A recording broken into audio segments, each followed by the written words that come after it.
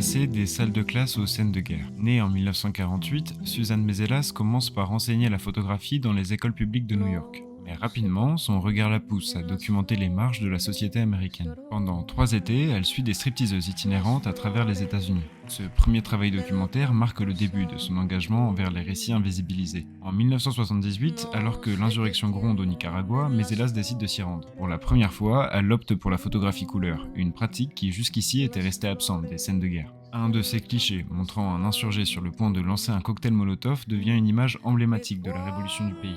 Et Mezelas ne s'arrête pas là. En 1981, elle documente le massacre d'El Mozote au Salvador, exposant au monde l'horreur de la répression militaire. Puis, dans les années 90, elle entreprend un projet ambitieux sur le peuple kurde, mêlant photographie, témoignages et archives historiques. Son ouvrage Kurdistan dans l'ombre de l'histoire dépasse la simple documentation pour devenir un véritable outil de mémoire et de justice. Aujourd'hui, Suzanne Mezelas continue d'explorer les récits méconnus et de collaborer sur des projets liés à la mémoire des conflits. Ces images sont exposées dans les plus grands musées et institutions du monde, affirmant son statut de référence dans l'histoire du photojournalisme.